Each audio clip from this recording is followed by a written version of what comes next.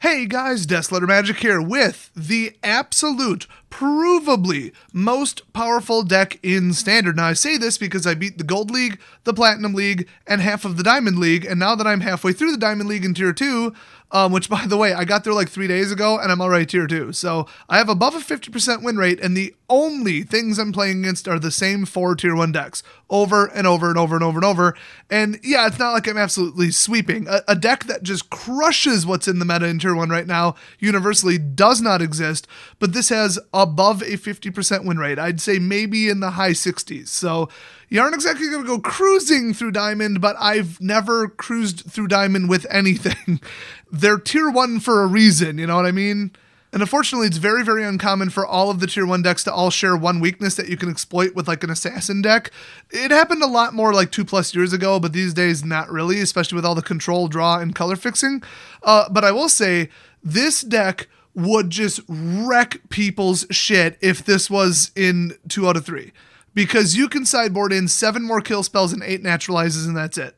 Or 8 naturalized clones, I should say. And if you need a more specific answer to something specifically at FNM, great. So this doesn't lose to mill, it's 80 out of 60. It has to be 80 out of 60. Do not trim it below 80 out of 60. This is a card advantage draw deck. You'll deck yourself, let alone lose to a mill deck. Also, some of these ratios where there's like 3 of this and 1 of this, they can't be reduced. If you cut this to 2 and 2, 3, 2, 2, well, now there's only 50% less of these. It doesn't work. It has to be 80. Trust me. Yes, there are downsides to going above 60. It's offset by the benefits. Trust me. Also, Bone Splinters. Definitely run this in your sideboard. You would have to be insane not to run this in your sideboard. Hell, you might even want to mainboard it depending upon what you're playing against. So the whole point of this deck is that it cannot be stopped, and that's why it's called Infinity. It just keeps coming back, keeps coming at you, keeps swinging, keeps resurrecting, keeps killing your stuff. And I have the most hilarious gameplay examples. I have one that's really obvious, and it's just me crushing the number 1 deck in the meta, in my opinion. And then the second one, I'll just have to let you see the gameplay. It's absolutely astonishing. So we got Knight of the Ebon Legion. He can be boosted. You're probably going to have 10+ lands in play at some point. He's a threat. They have to block him, but he's a 1 cost. Also, he's a vampire. About half the deck's vampires, that's important. Then we got Spark Harvest. It takes out a creature or a planeswalker, and remember, this deck doesn't care if anything dies. It's got death triggers, resurrection, death touch, lifelink, and card draw. That is the whole deck. So then we got Vampire of the Dire Moon, death touch, lifelink, 1/1 for 1. I mean, come on, duh. Then we got Child of the Night, aka Hija de la Noche. So this is a 2/1 lifelinker for 2.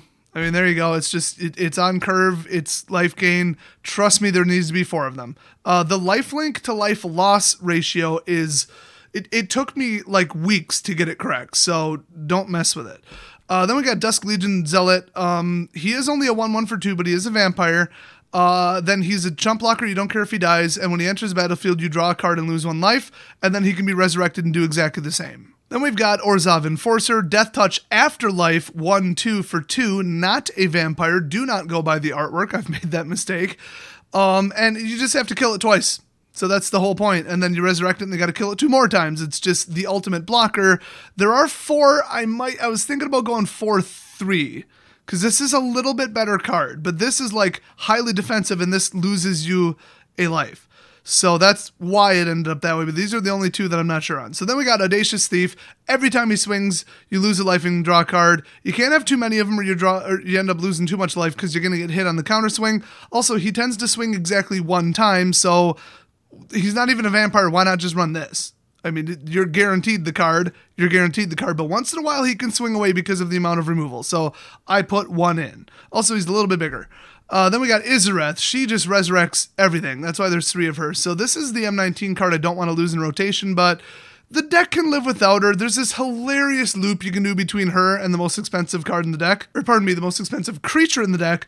But yeah, every single time she swings, and she's a 3/3 Death Toucher for 3, you can bring something out of your graveyard directly into play on the battlefield by just paying its mana cost again. That's it. Now, you can't do it like over and over and over because it gets a corpse counter and then when it dies, it goes to exile. So you can't target it twice, but oh my gosh, she is so hilarious because there's like individual card draw, then recurring reliable card draw. Then there's death triggers and recurring death triggers. Then there's resurrecting from the graveyard, and then repetitive resurrecting from the graveyard. And this is the step up. Also, it's a giant attack deterrent, and it's almost guaranteed damage because she has Death Touch. If you lose her, whatever. Then there's Midnight Reaper. Whenever a non-token creature you control dies, it deals 1 damage to you and you draw a card. Very important, 3 for 3, that's cool. A lot of damage there. And it's just a damn lot of cards. I mean, what do you do when this is in play and you have 5 things in play? They're like, oh, I'll board wipe them. Well, you just refilled my whole hand and most of them are lifelinkers, so whoops. Then we got Sorin, Imperious Bloodlord. He is a 4 loyalty for 3, which I thought was a little ridiculous. And then he has 2+1s, which is also ridiculous. This guy's so stupidly hard to get rid of without a direct removal. But yeah, target creature you control gains Death Touch and Lifelink until end of turn. So it's a swing away, life gain, fantastic. And then if it's Vampire, which it probably is, put a 1/1 counter on it. So even if it's not, whatever, then you may sacrifice a Vampire. That's the hard one because you might not have one. And if you do, you kind of want to save it for the +1. But when you do, he deals 3 damage to any target and you gain 3 life. Good way to take out a Planeswalker in case you just can't get to it, but you're going to get hit on the counter swing, but whatever. -3, though. Oh, by the way, you might have a, when it dies, draw a card. And so, hey. -3, you may put a Vampire card from your hand onto the battlefield. If you really need to refill the battlefield, that's a good way to do it. And he usually floats in around like 7 or 8 loyalty at any given time. So -3 is super not a big deal because you're bringing out a bodyguard.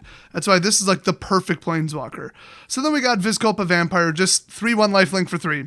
It just is what it is. Yeah, it's white hybrid, whatever, but it is what it is. So it is the highest life gain in the deck, sparing one little, example. There might actually be something better than this in the Throne of Eldraine. So you might actually be able to upgrade this deck. Remember, all the other decks that are tier 1 are going to get nuked. Just nuked.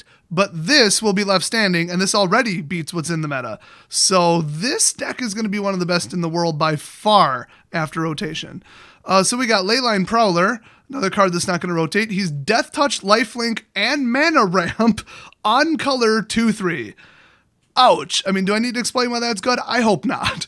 Vraska's Contempt, you know what it does. I'm kind of sad to lose this, but whatever. Just up Spark Harvest or whatever. Who cares? Exile target creature, Planeswalker, you gain 2 life. There is a direct replacement for this, I think for 3. I think it's an adventure card, so we're not really losing anything in rotation. But yeah, nukes a Planeswalker, nukes something, gains you life. I mean, it's a perfect card. Next up, Beast Whisperer. Whenever you cast a creature spell, whether it resolves or not, draw a card. He's only a 2/3 for 4. He's double green. That sucks. He's part of the reason the whole deck is green. But, yeah, pretty obvious. Just go, go, go, go, go, go, go. If you got this plus death triggers plus lifelink, you basically can't lose the game. But because he costs 4, and this whole deck is kind of heavy. I mean, look at this. Like that's a section of the deck right there that costs 4+. I only put 2 in. It didn't work to have more than 2 of them in, especially when they kept killing them. Then we got Poison Tip Archer. I mean, come on. Like, this isn't absolutely necessary, but the deck keeps losing to giant flyers. So now it doesn't. So the other hilarious thing is once you get to a certain board state, this is going to do too much damage. They can't deal with it and they know it. So he is a 4-cost 2/3 with Reach and Death Touch. So it is going to kill 1 flyer or they are going to burn a removal on it. And all the cards in this deck are replaceable because of the death triggers. So yeah, and then whenever another creature dies, any other creature at all dies, each opponent loses 1 life. So they can board wipe and just get dinged for like 10. It's ridiculous. Then we got Vraska. She's pretty nuts, but I only got 1 of her because it's not that great. She is a 4 for 4, and then +2, you may sacrifice another permanent. If you do, you gain 1 life and draw a card. I usually go with something with a heavy death trigger that I don't need, the Afterlife card, or a land. Usually you will have one of those that's expendable. And then she goes to +2, and her -9 just wins the game. So -3, though, which is usually what you do when you bring her out, destroy target non-land permanent with converted mana cost 3 or less. A lot of the Planeswalkers are 3 or less. That stupid Kaya's Oath thing costs 3. Any token is basically 0. I mean, she can get rid of some stuff. Amass creatures, I mean, she's useful. So if you can +2 her a couple times, you can just -3 her and just boom, repetitive removal. And then obviously -9 if one of your creatures ever hits them ever again, they lose, which it will. Then you got 3 Cavalier of the Night. This guy's insane. I love him. He's a 4/5 lifelinker, which, hello. Elemental Knight, I wish he was a vampire. That'd be insane. But when he enters the battlefield, you may sacrifice another creature. If you do, destroy target creature and opponent control. So get rid of one of your less important creatures and nuke their best creature. Another way to get rid of flyers. And then you've got 4 lifelink, 5 toughness just sitting there. Then if they do manage to blow them up, return target creature card with converted mana cost 3 or less from your graveyard to the battlefield, which is, the whole deck pretty much. So drop in another Midnight Reaper, drop in Izareth, and she'll continue to resurrect. It's a cascading thing. Drop in the guy that immediately loses you a life, draws you a card, or drop in your most powerful lifelinker. Besides him, and when you use Izareth to repetitively resurrect this guy, you can only do it once, but usually there'll be like 2 in your graveyard. Oh my gosh, it's so ridiculous.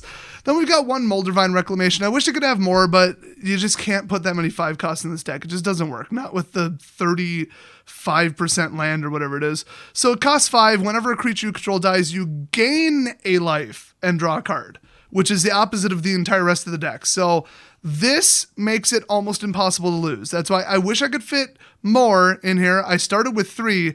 It just has to be 1. Take my word for it. Then we got 2 absolute hell cards. Liliana, you know what it does. Whenever a creature you control dies, draw a card. Don't lose a life. There you go. Create a black zombie creature token that's completely expendable. -4, nuke 2 things, including yours, and you're going to benefit more than they are. And then, that'll take out a flyer, by the way. And then -9, you just absolutely and unequivocally win the game. There's no coming back from that. It's impossible. Although, there is the gameplay example in this video. Then we got Ugin. He just generates +1, a bunch of 2/2s that you literally want to die. And then his -3 is ridiculous. And if they can't get to him because your stupid suicide blockers don't care, you just win. You're just going to get rid of everything they own and care about. Then finally, we've got Finale of Eternity. I have been able to get this off for the full 12. And it's just Rise of the Dark Realms, basically. But only on your side. It takes everything from your graveyard and drops into play permanently. Yep. I have done that. It is not pretty. Don't accidentally kill yourself with it, by the way. If they board wipe and you have like a million draw a card, lose a life triggers, you will lose. But yeah, otherwise this is just a triple kill. Destroy up to 3 target creatures. Ta-da! Really good for killing 1/1s in a red deck. That's why there's 4 of this, because the other kill spells only target 1. And that's just not good enough. Then we got 2 Memorials, which, can resurrect a creature. Kind of a last option, because then you're getting rid of one of your lands. You got to have a lot of land. But you can bring back anything, no limit.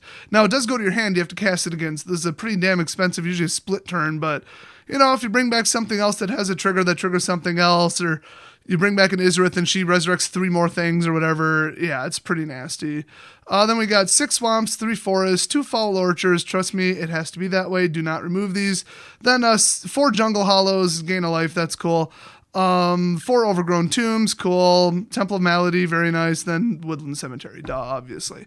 So, you get what it does. It's just, who cares if they die? And if they don't, you're going to win. And if they do, you're going to win.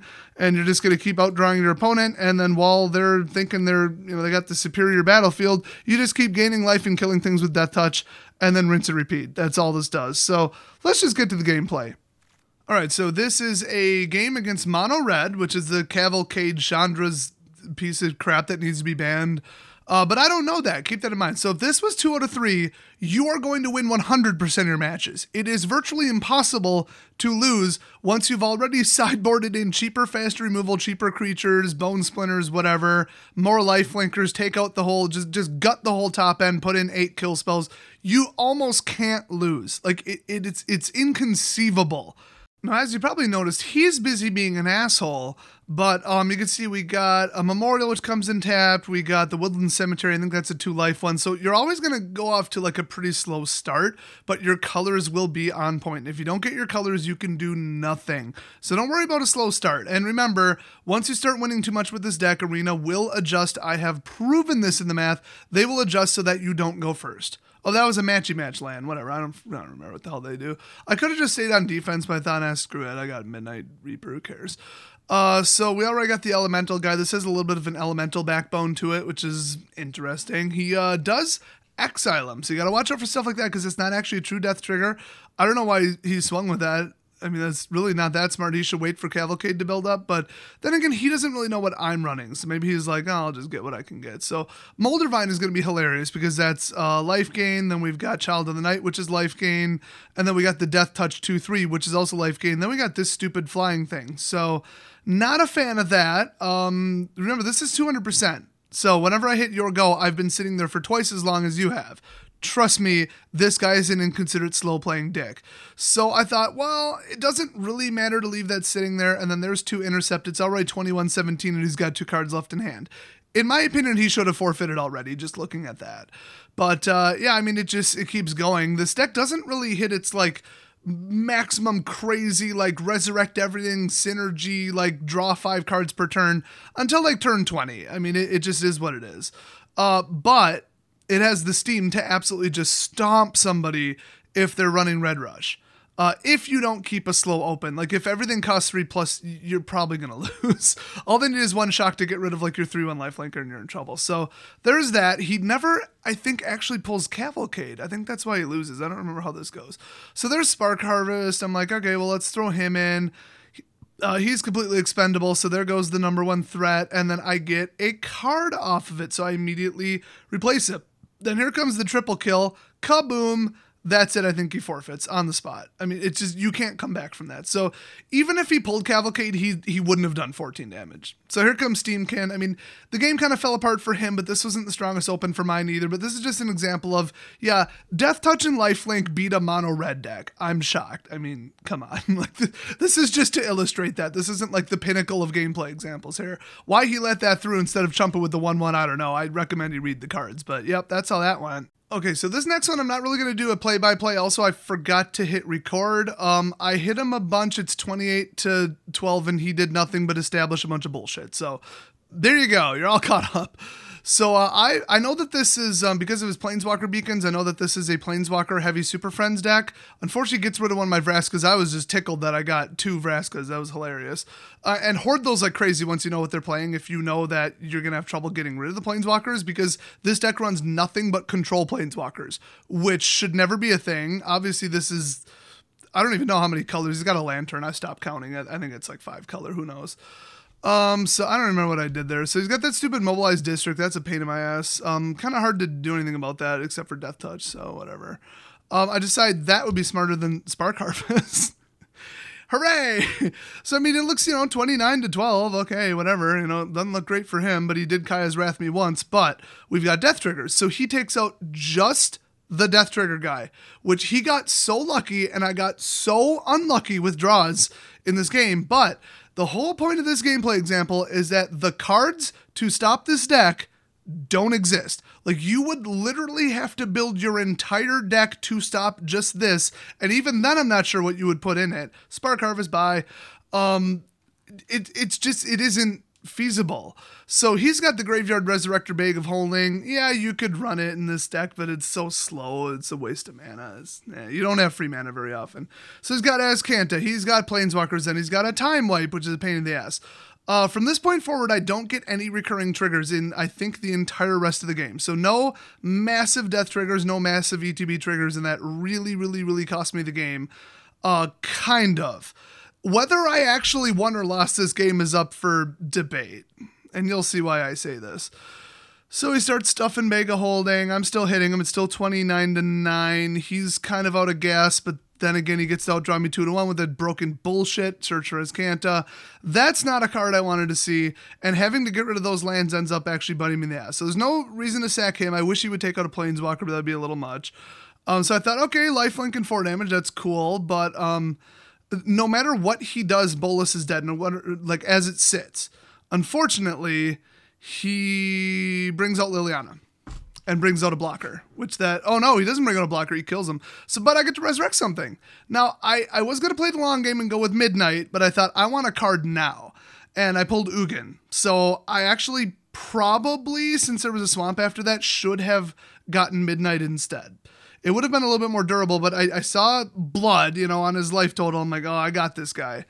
So I thought, let's just go. I can get the triggers later. Probably wasn't smart. I probably would have stomped him a lot earlier.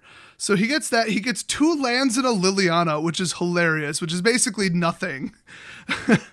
Yeah, that card is a 5-color free casting. So this is officially a 5-color deck. This is the worst of the worst that you can build in Standard right now. This is the best, aka worst, cards in all 5 colors in the entire 2,000 plus card pool. And he still doesn't really beat me. Like I said, it's up to interpretation whether or not he beat me. Because if you don't count my play error, I would have stomped him earlier. So he gets more bullshit that he doesn't need, but he does go for a time wipe. I boost him because it's funny. And then I get my ley line back. There you go. So no massive death triggers. I really needed Midnight out. That was so stupid of me not to go get it. I also can't pull Memorial. I can't pull Izareth. It's just, this deck just sits here and does basically nothing but gets controlled. His whole freaking graveyard is control. But he's not winning though. Now, right at this moment, this exact moment is when I am super done with his shit. So he is playing so slow right now. This is at 300%. I try to cast that for 10, which would have instantly won the game. Instantly. Well, not instantly, but the next turn.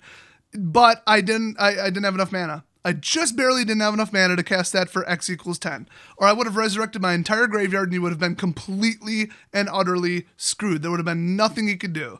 Too many death triggers, too many life triggers, and I still had, I believe, 61 cards in my deck at this point. So he gets God's Gift to draws, brings like 5 planeswalkers. I tell him to hurry the hell up.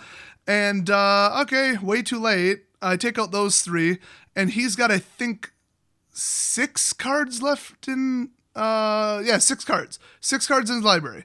So I started hitting him with a good game because I did the math, and I thought, there is no realistic way that he can win the game right now. He can't do 28 damage in 6 turns.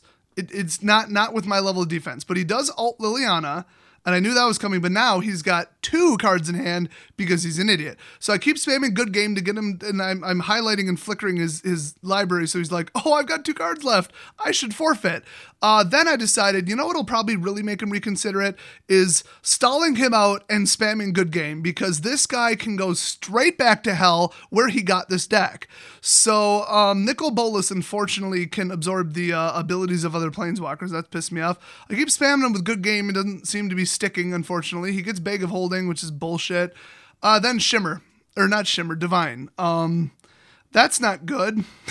Then he gets out Lily. Then he uses Nicol Bolas' Liliana ability to bring out another zombie, which is actually an angel. I still do the math. He still can't win. I still hit him with the good game. I take my bullshit useless turn because Liliana's OP as fuck. And he brings out another one. He's got, I believe, 1 card left in his library, 16 damage. He can't win. Now he double fucking casts Nicol Bolas. He brings out another zombie. It's still 16 damage. He still can't win the game, I thought. So he hits me once. I take my useless turn. I'm like, oh, that's 16 damage. Good game, asshole. And then he brings Mobilized District to life. And that's 12, 13, 14, 15. And the second one is 16, 17, 18. He has 0 cards in his library. So I lost by 1 life. 1 life. That's it. So I don't consider that losing. If anything, I'd call this a tie because he has 0 cards left. So his entire deck could not beat my deck except for the last possible turn. And if I would have gone first, I would have won. That's another reason this is a tie. So in my opinion, I didn't actually lose, even though I did technically lose. So this is as close as you can get, but his whole entire deck just could not shut me down and ended up basically losing the game with 18 life. So if you need any more convincing that this deck simply can't be beaten, I don't know what to tell you. It just can't. I mean, yeah, I've lost some games, but I'm in the 60 to 65% win rate, making this the most likely to win deck in Standard right now, at least in Best of 1, at least in the Diamond League, at least on Arena. So there are some natural weaknesses to this. Like this has tons of trouble beating a Field of the Dead deck. Usually those decks are too slow and the control just doesn't do enough that I keep coming at them and I beat them before they can really get their 6 lands out. And even if they did, if this was 2 out of 3, I would put in every mass kill card in the game, every anti-token card. I think there's a distinct anti-token card in Throne of Eldraine. And they're probably going to ban Field of the Dead because it's just fucking ridiculous. It's a disgrace. But then again, with the amount of fixing we're going to have post-rotation, the deck might basically just ban itself. Because you're not going to get 6 different types of land in all 5 colors and that much control when you lose half your fixing, half your control. It's I don't know. They should just ban it on principle tomorrow morning, but whatever. So, yeah. So I absolutely stomped this deck in the nuts, in my opinion. I know you guys are going to find that controversial. I'm half joking. Of course, I lost the damn game, but it's close enough. Close enough to consider it a almost victory. Okay, so if he wouldn't have gotten Liliana's ult out, he would have lost. If he wouldn't have drawn that Divine card, he would have lost. If he wouldn't have pulled Nicol Bolas all 3 times that he pulled him, any of those 3, he would have lost. If I would have gone first, he would have lost. And if I would have summoned Midnight Reaper to the battlefield instead of that other one, I would have won. So yeah, I lost the game, but my point is I have the better deck. And remember, this is 5 color, the most overpowered, abusive, control-heavy bullshit in the game. There's over 2,000 cards legal right now, and this is them. This is the best of in all 5 colors plus colorless, and he still sort of just barely beat me on a fluke by luck. He beat me by going first and by miracle pulls. Either one of those he would have slipped up, I would have won.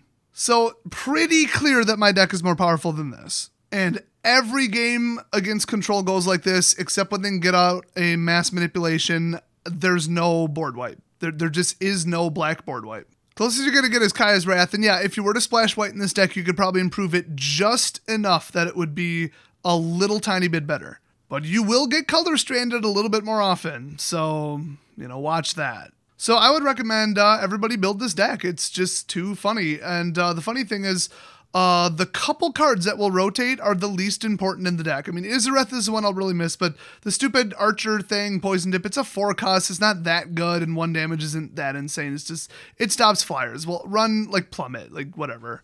Run a 2 or 3 cost kill spell. Run anything. I don't know, maybe there's a Flying Death Toucher in the next set. I think there is. I don't know. But all the popular decks right now rely on very, very old cards. So they're all going to go bye-bye. This one isn't, which is why I would say invest in this on Arena. But, you don't really need Sorin, which is a mythic. And a lot of the other mythics are kind of optional-ish. They're nice, but just double up on one of the, 3 or less casting costs things that don't have 4 yet. In 80 cards, the deck will run just about the same. And I know somebody's going to ask, I've gone up against Vampire Tribal, and I beat it more than I lose to it. It's very, very close, and if they can run away with giant creatures before I can kill them, if I just don't draw removal, I'll lose. But this deck has so much removal, usually I win. But the lifelink versus lifelink tends to drag the game out, but I have death triggers, and they don't. But they have better creatures. That Ascend Twilight thing, that thing's nuts, and the whenever you swing with a vampire, ding them for 1, that thing's insane. Sanctum Seeker, I think. So, they have a little bit more powerful cards, and then they have the tribal boost, and then they have that Icon of Ancestry. But I have just as much life gain, plus I have Death Touch, plus I don't care if my stuff dies. So, just with that alone, this deck tends to win. Against the Simic Flash bullshit, control heavy, whatever, it costs 3 or 4 to counter basically everything, and I'm going to cast a bunch of 1s and 2s that you are going to have a very, very tough time getting rid of in combat. So that deck loses probably 90% of the time to this one. Now, if they get off a mass manipulation with the boosted land and all the different, land enchantments and that crap, yeah, okay, whatever, but you're probably going to kill him before that. Like I said, it crushes Mono Red. There's not much left in Standard. This really, really is a good match for the meta, so build this deck. Deck listed in the description. Right after it resets me to, Platinum or whatever, to just stomp people with it. Just go straight back to Mythic in 3 days. And I will be live streaming it as much as I can. Because luckily, at my work, I just reduced my hours to 20 instead of 40. Because I was sick of working there, basically. But also, they hired my replacement. So I'm going to be streaming way more. I think I'm finally going to turn on membership, so I'm not going to be a dick about it and paywall stuff. So if you don't want to go, as they call it, quote, off-platform to Patreon to support me, you can do it right on YouTube. Or don't, if you got, your own finances to worry about. Only do it if you have lots of expendable money, because even I think I'm not worth $5 a month, but some of you seem to differ in that opinion. So thanks for watching. Look for memberships in the very, very near future, and I will see you guys next video.